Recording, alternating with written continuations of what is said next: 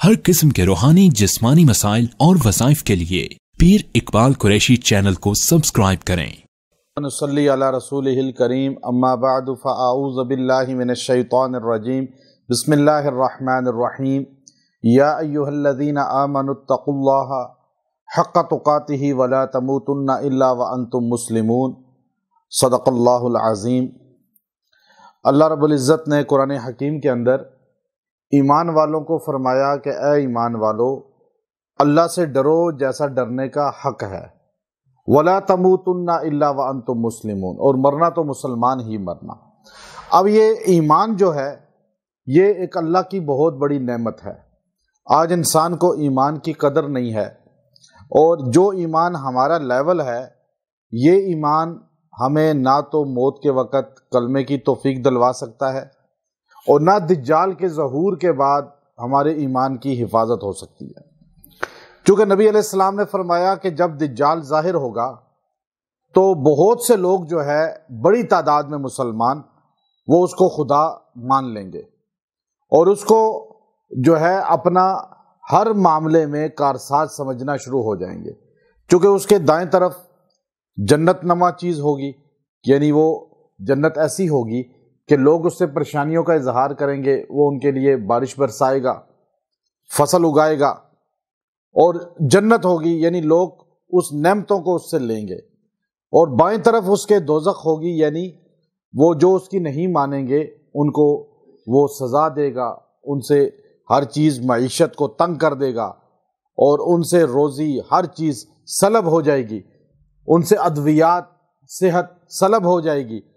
ऐसे हालात में दज्जाल को बड़े बड़े ईमान वाले भी, मुसलमान भी, ज़ाहिरी अपने आप को कहने वाले अपना खुदा समझ बैठेंगे और उसको जो है अपने हर मामले में उसकी बात को तस्लीम करके उसके सामने सर झुका देंगे। आप अलैहिस्सलाम ने फरमाया हर नबी ने दज्जाल से पनाह मांगी है, अपनी उम्मत के लिए भी दुआ किया कि तुम भी पनाह मांगो, वो फितना है बहुत बड़ा। उसकी जो जन्नत है वो अल्लाह की दोज़ख है, जो देखने में खुशनुमा नजर आ रही है लेकिन दर हकीकत वो अल्लाह की दोज़ख है। शैतान उसे मुज़य्यन करके दिखा रहा है। और जो उसकी जहन्नुम है, यानी वो मईशत तंग करेगा, लोगों पे अद्वियात तंग करेगा, उनसे चीज़ें छीन लेगा और उनको भूख अफलास में डाल देगा। जैसे आज वर्ल्ड बैंक है, ये भी दज्जाल का एक निज़ाम है।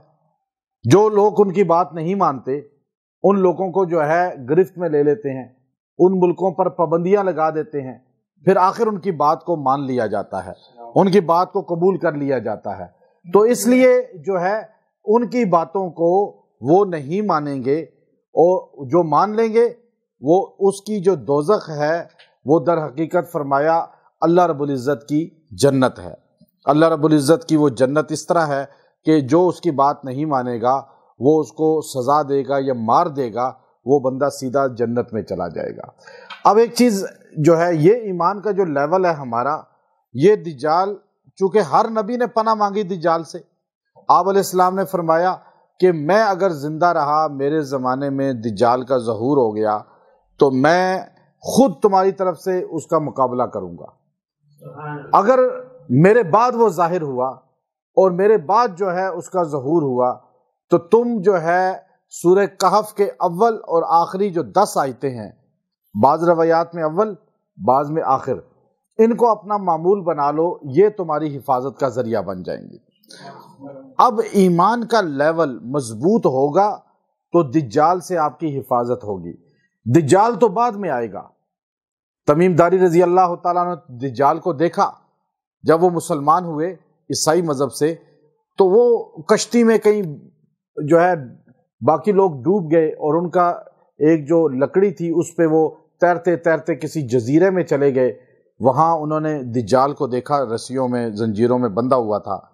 मदीना आकर उन्होंने नबी अलैहिस्सलातु वस्सलाम से जब ये जिक्र किया तो आपने फरमाया सबको बताओ, कि उन्होंने सबको बताया। आपने फरमाया दज्जाल पहले से कैद है, अल्लाह ने उसको पैदा कर दिया है पहले, और उसके माथे पे KFR जैसे होता है, के फे रे, ये लिखा हुआ है काफिर। मोमिन पढ़ सकेगा, जो मुनाफिक है वो नहीं, या काफिर है वो नहीं पढ़ सकेगा। आज जिस तरह दुनिया कुफर है وہ مسلمانوں پہ پابندیاں لگاتے ہیں، مسلمانوں کو جکڑتے ہیں، ان کو قرضے دیتے ہیں اور ان کو سود میں پھنساتے ہیں، دیگر فسق و فجور کے اندر پھنساتے ہیں اور اپنی باتیں منواتے ہیں۔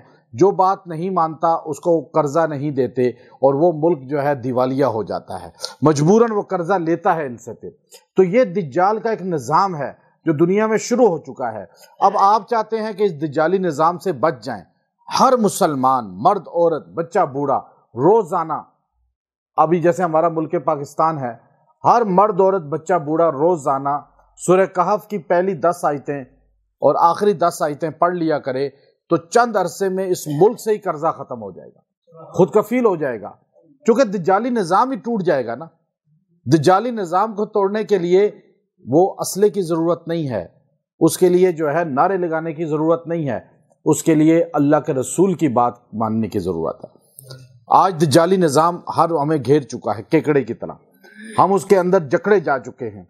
اب ایمان پہ میں نے بات کرنی تھی کہ آپ کو یہ بتانا تھا کہ ایمان کا گراف اگر مضبوط ہوگا تو ہم دجالی نظام سے بچیں گے، دجال سے بچ سکیں گے، موت کے وقت شیطان دجال کے وار سے ہی بچ جائیں گے۔ حضرت امام احمد بن حنبل رحمۃ اللہ علیہ کا انتقال کا وقت ہوا۔ ساری زندگی حدیث پڑھانے والا، محدثین کا استاد اور نبی علیہ السلام کی دین کی تزویج کے لیے بڑھاپے میں جیل میں مارے کھانے والا وہ امام احمد، جن کے لیے امام شافعی نے فرمایا لولا احمد لعبد اللہ، اگر امام احمد نہ ہوتے اللہ کی بندگی نہ ہوتی، کیونکہ خلق قرآن کے مسئلے میں ساری امت یوں ہو چکی تھی۔ مامون الرشید بادشاہ کے دور میں معتزلہ فرقہ اتنا مضبوط ہوا کہ بادشاہ کا مصاحب بن گیا، وزیر بن گیا، وزیر مذہبی امور جیسے ہوتا ہے۔ اب اس نے پورے ملک میں آرڈر کر دیا، مامون الرشید بھی اس عقیدے کا تھا، اہل سنت سے ہٹ گیا تھا کہ بھائی جو کہتا ہے قرآن مخلوق نہیں ہے اس کو جیل پھینکو، قرآن مخلوق ہے، جیسے فرشتے اللہ کی مخلوق ہیں، ہم اللہ کی مخلوق ہیں۔ تو امام احمد واحد آدمی تھے جن کے بارے میں نبی علیہ السلام نے خواب میں ان کو زیارت ہوئی اور آپ نے فرمایا احمد اگر آج آپ ہٹ گئے اپنے مشن سے تو امت پوری بٹک جائے گی۔ سارے علماء نے فتوے دے دیے، لکھ کر دے دیا بالکل ٹھیک کہہ رہا ہے بادشاہ، چونکہ مارے تشدد، کوئی روپوش ہو گئے، کوئی جیلوں میں چلے گئے۔ امام احمد نے کہا نہیں، اللہ ازل سے ہے، ابد تک رہے گا، اور یہ قرآن اللہ کا کلام ہے، کلام متکلم کی صفت ہوتی ہے، یہ بھی ازل سے ہے ابد تک رہے گا۔ ازل سے نہیں ہے، اللہ کا کلام ہے لیکن ابد تک رہے گا، ہمیشہ رہے گا، یہ ختم نہیں ہوگا جیسے ہمیں موت آتی ہے ہم ختم ہو جاتے ہیں۔ کہا نہیں، یہ ختم نہیں ہوگا، فرشتوں کو موت آ جائے گی، انسانوں جنوں کو موت آ جائے گی، قرآن کو موت نہیں آئے گی، قرآن ہمیشہ ہے، ہمیشہ رہے گا، کیونکہ اللہ کا کلام ہے، اللہ کی کلام ہے، یہ کتاب نہیں ہے اللہ کی خالی۔ تو اب یہ بڑا بحث تھی، ایک مسئلہ تھا، آپ نے اس پہ ڈٹے، اللہ نے بادشاہ 1 2 مامون الرشید، معتصم باللہ بادشاہ، واثق باللہ بادشاہ، 3 بادشاہوں کے دور میں جیل میں مارے کھاتے رہے۔ وہاں ایک ڈاکو تھا جیل میں، ابو الہیثم، بڑا بدماش اس زمانے کا، ٹاپ کا تھا، اور پورا بغداد اور پورا یہ اسلامی خطہ اس ڈاکو کے نام سے، بدماش کے نام سے دہکتا تھا۔ ابو الہیثم اس کا نام بتایا جاتا ہے، امام ابن کثیر نے لکھا اس کو۔ تو وہ جیل میں امام احمد کو الٹا لٹکایا جاتا تھا، 63 سال عمر تھی آپ کی اس وقت، الٹا لٹکا کر ان کو مارا جاتا تھا، وہ درہ، جس کے بارے میں سفیان ثوری رحمۃ اللہ علیہ نے لکھا کہ اگر وہ کوڑا درہ لوہے کا تھا، وہ بیل کو مارا جاتا تو بیل دوسری بار کھڑا نہیں ہو سکتا تھا، لیکن امام احمد کا ایمانی طاقت تھی نا۔ وہ میں نے جمعے میں سنایا تھا نا واقعہ حضرت علی رضی اللہ تعالیٰ عنہ کا، کہ انہوں نے خیبر کو تو یوں 2 ہاتھ سے اٹھا لیا، لیکن اخروٹ دانتوں سے توڑ رہے تھے تو وہ ٹوٹ نہیں رہا تھا۔ تو وہ بندہ حیرت سے آپ کو دیکھ رہا ہے، ایک نوجوان آیا تھا کہ اس نے کہا شیر خدا علی المرتضیٰ، انہوں نے خیبر کو یوں اٹھایا تھا جس کو 40 آدمی نہیں اٹھا سکتے، تو کتنی طاقت ہے۔ تو یہ بڑھاپے میں تھے حضرت علی اس وقت، تو وہ کوفہ آپ کو ملنے آیا تو دیکھا کہ آپ سے یوں توڑنے کی کوشش کر رہے ہیں، اخروٹ نہیں ٹوٹ رہا۔ اس نے ہنسنا شروع کر دیا۔ آپ نے کہا ہنسے کیوں؟ اس نے کہا جی بس ویسے۔ کہا نہیں، تم مجھے بتاؤ، میں بتاتا ہوں تم کیوں ہنسے ہو۔ تم سوچ رہے ہو کہ میں نے خیبر کیسے اٹھایا ہوگا، میں اخروٹ نہیں توڑ سک رہا۔ اس نے کہا جی یہی بات ہے، آپ جلال میں آ گئے۔ آپ نے فرمایا یہ اخروٹ میں اپنے جسم کی طاقت سے توڑ رہا ہوں، اور وہ خیبر کا دروازہ میں نے اپنے ایمان کی طاقت سے اٹھایا تھا۔ ایمانی ایک گراف ہوتا ہے نا۔ اب امام احمد مارے کھا رہے ہیں، وہ کوڑا سفیان ثوری کہ اگر بیل کو لگے تو بیل کیا ہو جائے، وہی گر جائے، مر جائے، لیکن سفیان ثوری فرماتے ہیں کہ امام احمد برداشت کر رہے تھے۔ تو جب آپ کو رات کو خون سے لت پت تھے نا اور گرے پڑے تھے، امام اہل سنت گرے ہوئے تھے، لیٹے ہوئے تھے، زخموں سے چور چور تھے، وہ بدماش وقت کا سب سے بڑا آپ کے سامنے آیا اور آپ کے آگے ہاتھ جوڑ کر کہنے لگا، اے امام احمد، آپ اس وقت دنیا میں سب سے بڑے ولی ہیں اور میں اس وقت دنیا میں سب سے بڑا ڈاکو ہوں۔ آپ اس 3 براعظم کی سلطنت اسلامیہ کے سب سے بڑے شیخ الحدیث ہیں اور میں اس سلطنت اسلامیہ 3 براعظم کی بادشاہت کا سب سے بڑا بدکار ڈاکو چور ہوں، میرے نام سے لوگ ڈرتے ہیں۔ کہا میں آپ سے ایک بات کرنے آیا ہوں۔ کہا کیا بات؟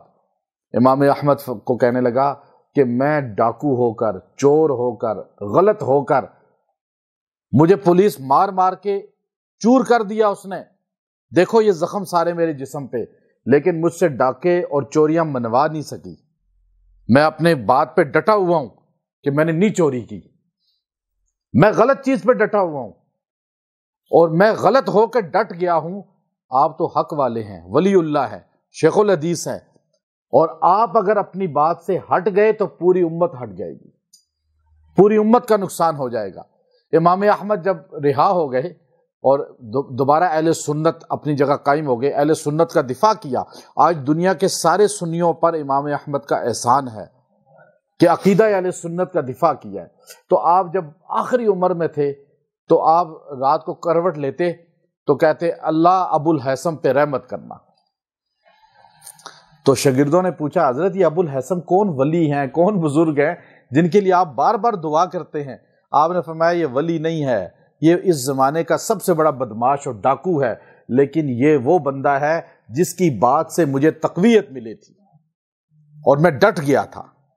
تو بعض اوقات ایسے لوگوں کی باتیں ہی انسان کو تقویت دے دیتی ہیں، ہر کسی کو حقیر نہیں سمجھنا چاہیے۔ ایمان کا گراف سب کا مختلف ہوتا ہے، ایمانی گراف۔ اب ایمان مضبوط ہو ہماری بچت ہو جائے گی، ایمان کمزور ہوگا۔ امام احمد فرمانے لگے، اتنے بڑے عالم، انتقال کا وقت آیا تو شاگرد یوں بیٹھے ہوئے تھے، بڑے بڑے محدثین شاگرد ہیں آپ کے، کچھ چھوٹے نہیں، بڑے بڑے محدثین بیٹھے ہوئے آپ کے پاس، اور آپ پہ نزع کی کیفیت ہے، فوت ہو رہے ہیں۔ تو یوں غشی کے ہوتا ہے انسان پہ کیفیت آتی ہے، کبھی بے ہوش ہوتا ہے، کبھی ہوش میں آتا ہے، یہ کیفیت ہوتی ہے۔ تو آپ جب ہوش میں آتے نا تو تھوڑی دیر ہوش ہوتا تو آپ یہ جملہ کہتے، ابھی نہیں، ابھی نہیں، پھر بے ہوش ہو جاتے، پھر ہوش آتا کہتے ابھی نہیں، ابھی نہیں، پھر بے ہوش ہو جاتے۔ جب دوبارہ ہوش آیا، تھوڑی دیر افاقہ رہا، تو شاگردوں نے کہا حضرت یہ عجیب بات ہے، آپ جو کہہ رہے ابھی نہیں، ابھی نہیں، یہ کیا ہے بات؟ ہمیں سمجھ نہیں آئی۔ آپ نے فرمایا تمہیں نظر نہیں آ رہا، مجھے نظر آ رہا ہے، وہ شیطان ملعون میرے سامنے کھڑا ہے اور وہ بڑے خوبصورت چہرے کے ساتھ آیا ہے، بڑا ولی بن کر، اور مجھے کہہ رہا ہے احمد تم نے بڑی قربانیاں دی ہیں، بڑی دین کی خدمت کی ہے، اور آج مجھ سے بچ کے چلے گئے ہو۔ تو میں اسے کہہ رہا ہوں مردود، ابھی نہیں، ابھی نہیں، ابھی یہاں روح نکلنی باقی ہے، تو ابھی بھی وار کر سکتا ہے، کیونکہ ایمان سلب کر سکتا ہے۔ تو بڑے بڑے لوگوں کے ایمان سلب ہو جاتے ہیں موت کے وقت۔ اب دیکھیے، الایمان بضع وسبعون شعبہ، اعلاها قول لا الہ الا اللہ وادناها اماطۃ الاذى عن الطریق۔ آپ علیہ السلام نے فرمایا ایمان کے 70 یا اس سے زیادہ درجے ہیں، 70 یا اس سے اوپر درجے ہیں۔ اعلاها، سب سے اعلیٰ درجہ ایمان کا قول لا الہ الا اللہ محمد الرسول اللہ ہے۔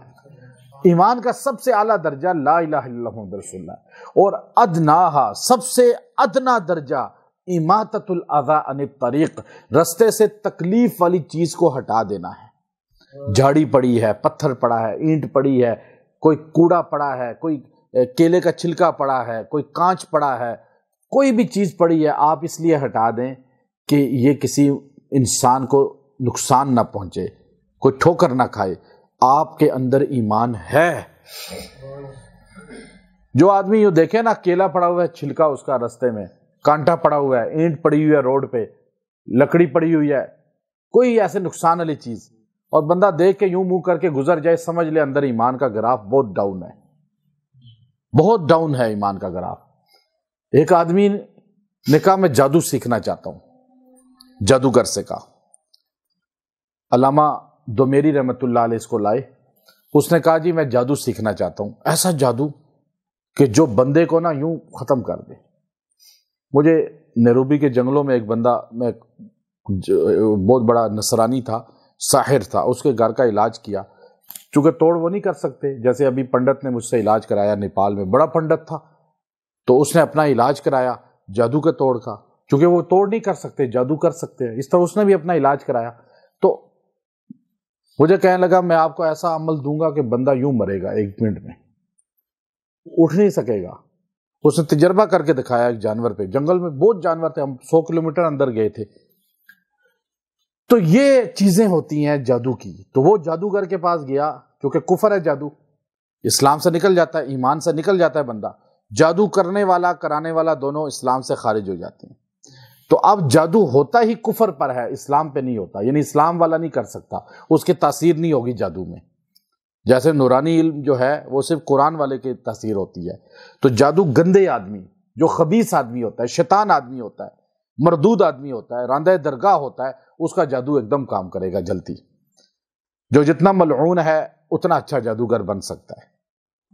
آپ اس کے آسان اس کی میں بتاؤں، جو جتنا اللہ کی نظر میں مردود ہے، ملعون ہے، راندہ درگاہ ہے، نبی اور اللہ کا گستاخ ہے، بے ادب ہے، اتنا اچھا جادوگر آپ اسے کہہ سکتے ہیں۔ لیکن کرنے والا ہر کام اللہ ہے، نقصان آپ کو کوئی نہیں دے سکتا جب تک اللہ نہ چاہے۔ لیکن جادوگر کے پاس گیا، وہ کہنے لگا حضرت میں آپ سے، تم میرے مرشد بن جاؤ، میرے گرو بن جاؤ، مجھے جادو سکھاؤ۔ اس نے کہا سیکھو، لیکن ایک کام کرنا، تمہیں کوئی خیر کا کام نہیں کرنا ہوگا 40 دن تک، کوئی اچھا کام نہیں کرنا، قرآن کو ہاتھ نہیں لگانا، قرآن کا لفظ نہیں پڑھنا، کلمے کا لفظ نہیں پڑھنا، نماز کبھی نہیں پڑھنا، مسجد کے سامنے سے بھی نہ گزرنا، تم نے کسی کے ساتھ اچھی اخلاق سے بات نہیں کرنی، تم نے کوئی خیر کا جملہ نہیں بولنا۔ اس کو شرطیں لگائی، اس نے کہا میں پوری کروں گا۔ لوگ لالچ کرتے ہیں نا سیکھنے کے لیے، گندے کام، یہ جادو، پیسہ کمائیں، اس کے لیے دین کو بھی چھوڑ دیتے ہیں۔ تو اب یہی کام آج بھی لوگ ہیں، لوگ شرطیں پوری کر دیتے ہیں، آج بہت سے بڑا طبقہ ایسا ہے۔ تو ایمان نہیں ہے اندر، اس لیے تو اس نے کہا جی ٹھیک ہے، اس نے کہا سیکھو، اس کو سیکھنا شروع کیا۔ اس نے پورے 40 دن تک کوئی نیکی کام نہیں کیا، کوئی عبادت نہیں کی، اور یہاں تک کہ 40 دن جب پورے ہونے لگے تو اس کو بلایا گرو نے، تو وہ گرو کے پاس گیا۔ گرو نے کہا بھائی آنکھیں بند کر کے کہ نہیں، تو نے کوئی خیر کا کام کیا ہے۔ اس نے کہا میں نے تو کوئی نہیں کیا، میں نے کوئی نماز نہیں، کوئی روزہ نہیں، کوئی ذکر نہیں، کوئی خیر کا کام نہیں۔ سوچتا رہا۔ اوہو، ابھی جو میں آ رہا تھا نا 40ویں دن، سارے گندے کام کیے، لیکن ابھی جب میں آ رہا تھا تو آتے ہوئے میں نے رستے میں ایک چٹان پتھر پڑا ہوا دیکھا، میں نے اس لیے ہٹا دیا کہ کسی انسان کو تکلیف نہ ہو۔ گرو کہنے لگا تو نے یہی خیر کا کام کیا تھا، تیرا دل جو سیاہ ہو گیا تھا، گندا ہو گیا تھا اور شیطان کا گڑھ بن چکا تھا، تو نے ایک چھوٹا سا یہ کام کیا، اس نے دیا سلائی کی طرح ایک دم جو ہے روشنی آ گئی تیرے دل کے اندر، اور تیرا دل اب منور ہو چکا ہے، اب تو جادو نہیں سیکھ سکتا۔ ہم تو چھوٹا سا کام سمجھتے ہیں نا، یہ انسان کو گھاٹیوں سے نکال دیتا ہے، چھوٹے، یہ ایمان اتنی مضبوط چیز ہے۔ اور ابھی ہمارے دوست ہیں MH کے ہیڈ رہے، تو وہ کہنے لگے میرے پاس لوگ مرتے رہے شعبہ جو حادثات ہے ایمرجنسی میں، لیکن میں کئی 100 لوگ مرے لیکن کلمہ کسی کو نہیں ملا۔ ایک بندہ فوت ہوا، میں اس کو کہوں لا الہ الا اللہ، لا الہ الا، وہ کہہ رہا ہے جی لا الہ کی جگہ ہاؤس فل۔ میں نے اس کو بہت کہا لیکن اس نے یوں ہی کہتے کہتے مر گیا۔ جب اس کے اہل خانہ آئے، میں نے پوچھا یہ کیا کام کرتا تھا، تو کہنے لگا اس کا سنما گھر تھا، روزانہ اپنے مینیجر کو کال کرتا تھا، ہاؤس فل ہے، تو وہ کہتے تھے ہاؤس فل ہے. وہ ہاؤس فل کہتے کہتے اس کی زبان پہ چڑھ گیا، موت کے وقت بھی کیا کہہ رہے؟ House full. تو ہماری زبان پہ وہی کلمے ہوں گے جو ہم روزمرہ بول رہے ہیں. تو اس لیے ایمان پر موت آ جائے. اللہ کہہ رہا ہے کیا؟ اتقوا اللہ، اللہ سے ڈرو، ولا تموتن الا وانتم مسلمون، مرنا تو مسلمان ہی مرنا. بس ایک بات آخری کرتا ہوں. امام ابن کثیر بڑی واقعات یہ لائے ہیں تتاریوں کے. تتاری جب آئے نا یہاں پر تو انہوں نے پورے صفحہ ہستی سے اسلام کو مٹانے کے لیے پوری کوشش کی، یہاں تک کہ بغداد کی اینٹ سے اینٹ بجا دی. علمی تمام خزانہ کتابیں سپرد دریا ہو گئیں. یہ بر صغیر کے اندر تک، افغانستان بامیان شہر میں خالی چنگیز خان کا پوتا زخمی ہوا، اس نے انسان جانور تک سارے مار دیے، اینٹ سے اینٹ بجا دی. رشیا کی ریاستیں ساری، بغداد تک، یہ شام، اردن، سب بالکل تیس نیس. تو ایک تتاریوں منگولی تھے، منگول تھے یہ لوگ. تو اس کا پوتا نوجوان سا تھا، وہ ایک دن گزر رہا تھا تو اس نے دیکھا ایک بابا جی بیٹھے ہیں بزرگ سے کوئی، اور وہ تسبیح پڑھ رہے ہیں رستے میں. تو اس نے دیکھا ان کے پاس ایک کتا بیٹھا ہوا ہے، ویسے ہی کتے جیسے بیٹھے ہوتے ہیں رستے میں. تو اس نے گھوڑے سے اتر کے کہا کہ اے بوڑھے، یہ بتا کہ تو جس اللہ کو مانتا ہے، چونکہ یہ تو کمیونسٹ لوگ تھے، اللہ کو نہیں مانتے تھے، کہا تو جس اللہ کو مانتا ہے اس کی نظر میں تو افضل ہے یا یہ کتا اس کا افضل ہے؟ تو ہم ہوتے تو کیا جواب دیتے کہ ہم افضل ہیں، اشرف المخلوقات ہیں. آپ نے سر اٹھا کر اسے کہا شہزادہ میں یہ جواب نہیں دے سکتا، لیکن میرا وعدہ ہے کہ میں جواب دے کر مروں گا. کہا ابھی کیوں نہیں دے سکتا؟ کہا اس لیے نہیں دے سکتا کہ میرے نبی نے ہمیں کچھ چیزیں سکھائی ہیں. ہمارے نبی نے فرمایا کہ اگر تم مرتے وقت ایمان کی حالت میں چلے گئے اور اللہ تم سے راضی رہا تو تم جانوروں سے بھی افضل ہو، ہر مخلوق سے افضل ہو، چونکہ تم کامیاب ہو گئے. اور اگر اللہ ہم سے ناراض رہا اور ہمیں ایمان پر موت نہ آئی تو یہ کتا تو افضل ہے پھر مجھ سے. کیوں؟ کہ اس کا حساب نہیں ہوگا اور میں دوزخ میں ابد الآباد جلوں گا. اس لیے میں ابھی جو ہے اس کا جواب نہیں دے سکتا، دعویٰ نہیں کر سکتا. وہ ہنس کے چلا گیا. یہ اللہ والے جلال الدین رحمت اللہ علیہ ان کا نام تھا. یہ اپنے گھر چلے گئے. ان کا اپنا عقیدت مندوں کا ایک سلسلہ تھا. جب انتقال کا وقت آیا تو خط لکھا اور اپنے بیٹے سے کہا کہ یہ تم نے اس شہزادے کو دینا ہے. اور اس کے بعد فوت ہو گئے. وہ جاتا رہا، تلاش کرتا رہا. شہزادہ جو ہے اس وقت والی بن چکا تھا، بادشاہ بن چکا تھا، اور اس کے باہر دروازے کے دربار کے چوکیداروں کو کہے وہ اسے چھوڑے ہی نہ. یہ عام سا آدمی ہے، اس کو کیا بادشاہ سے کام. ایک دن شہزادہ نکل رہا تھا تو اس نے صدا لگائی کہ میں ایک بوڑھے کا بیٹا ہوں جس نے وعدہ آپ سے کیا تھا، میں نے اس کا پیغام پہنچانا ہے. بادشاہ نے کہا کہ سناؤ پیغام کیا ہے. بلایا اسے. اس نے وہ خط دیا. بادشاہ پڑھتا رہا تو ایک دم کانپنے لگا. اتنا منگولی سخت تھے کہ خون بہا دیتے تھے ایک دم ہزاروں لوگوں کا. لیکن وہ خط میں ایسے الفاظ تھے اللہ کے ولی کے کہ وہ کانپنے لگا. اس نے اس کو اپنے یوں چومنا شروع کر دیا. لوگ حیران تھے یہ کیا بات ہے. تو اس میں لکھا تھا کہ شہزادے تم نے پوچھا تھا کہ اس اللہ کے نزدیک میں افضل ہوں یا میرا کتا. آج مجھے موت آ رہی ہے کلمے پر لا الہ الا اللہ محمد رسول اللہ، تو میں آج دعوے سے کہہ سکتا ہوں کہ میں اپنے رب کے نزدیک کتے سے افضل ہوں، چونکہ مجھے کلمہ مل رہا ہے. اور جو بغیر کلمے کے جا رہا ہے وہ تو ان جانور سے ہی بدتر ہے، اسفل سافلین ہے وہ. تو وہ شہزادہ اس کے بعد مسلمان ہوا. پھر اس نے آہستہ آہستہ تبلیغ کی اور منگولی مسلمان ہوئے.